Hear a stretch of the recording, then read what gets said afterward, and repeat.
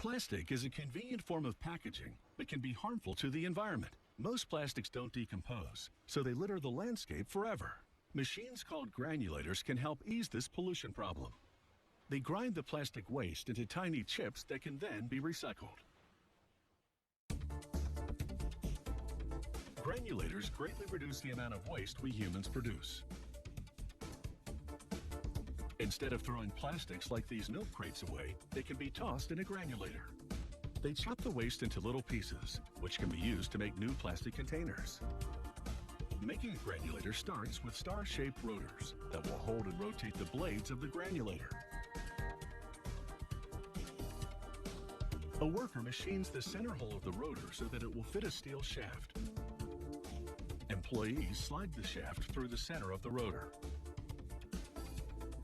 Multiple rotors are machined and installed on the steel shaft.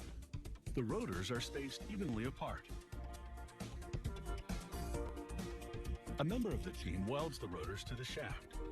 These welds will stop the rotors from sliding out of position during grinding.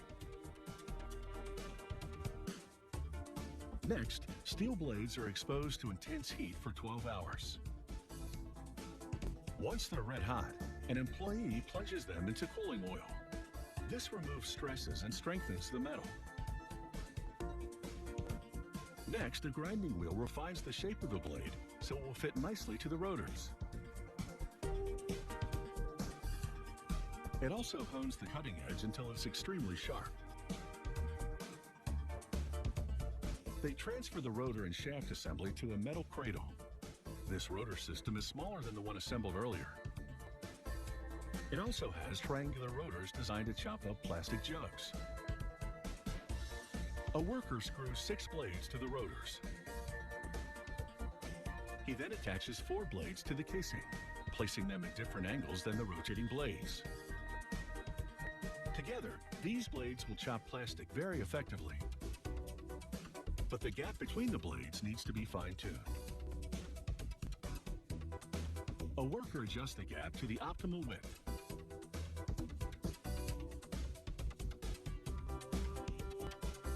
Now it's over to the granulator's lower casing. A rotating blade shaves the edges to specification. The next worker spray paints the outer casing parts. This protects the steel from rust.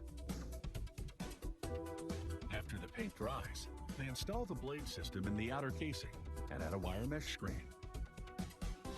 The screen acts as a sifter, allowing only plastic small enough for recycling to travel through the holes.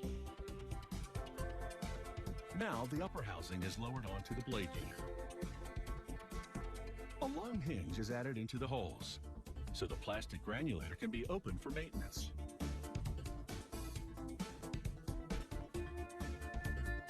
They give the blade system a test spin and it turns freely. Another employee assembles a hopper for the granulator. He drapes a steel curtain over the opening to keep in any flying plastic chips. Using a crane, the team lowers the hopper onto the granulator. They confirm that the 2 components are correctly aligned and bolt them together. Next, a 50 horsepower motor is installed below the blade shaft. Then they loop a pulley from a flywheel on the blade shaft to the motor. Now the workers cover the pulley system and motor with the steel housing. Then a drawer is installed to collect the plastic chips as they fall. They're now ready to power up the granulator. Every machine is tested before it leaves the factory to confirm that it's fully functional.